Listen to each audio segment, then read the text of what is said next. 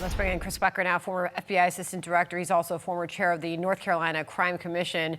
Chris, thanks for being here today. Our hearts break for this girl and her family. And you see the 14 mugshots. We've got them up here in the studio. 14 mugshots, over a decade of arrests. I mean, his rap sheet lengthy. Even his mother questioned why the heck anybody was letting him walk freely. Why was he out on the streets, on that train, and able to walk freely and carry out this heinous murder? Martha, an incredibly tragic and entirely preventable incident that happened here in Charlotte, where I reside.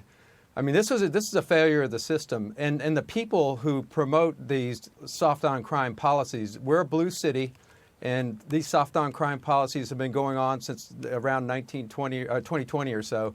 And it is reflected in their homicide rate, which has doubled since 2020 to about 110, 111 homicides in 2024.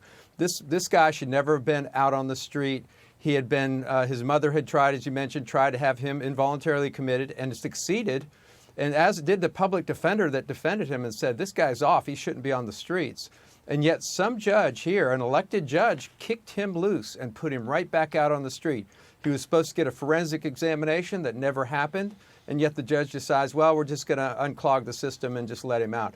I've seen that before in Mecklenburg County. As I practice law here, when they don't know what to do with somebody, they just kick them back out on the street. You know, if they don't show up for trial, they skip bond, they just dismiss the case. I mean, we've got a criminal justice system here that needs a lot of work.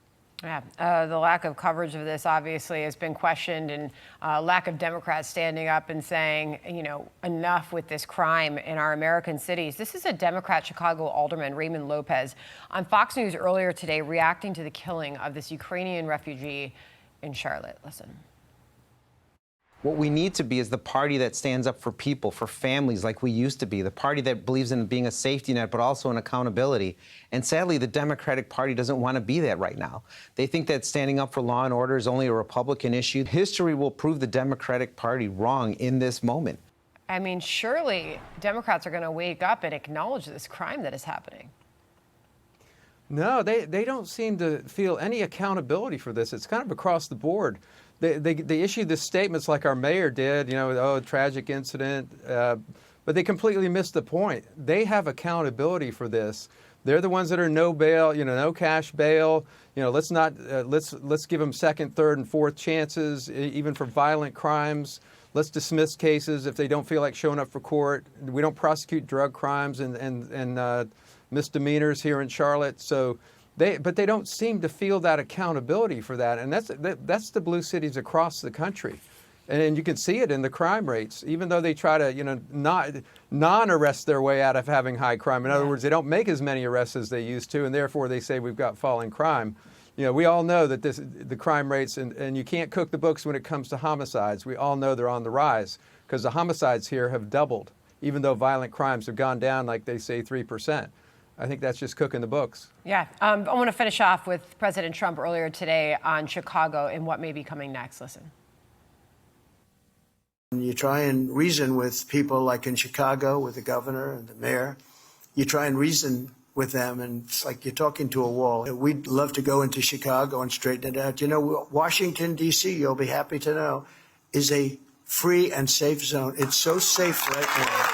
So that was President Trump earlier today. He has hinted that perhaps they will act similarly as they did in Washington, D.C. and Chicago. We've had residents say that the federal government is welcome to come in.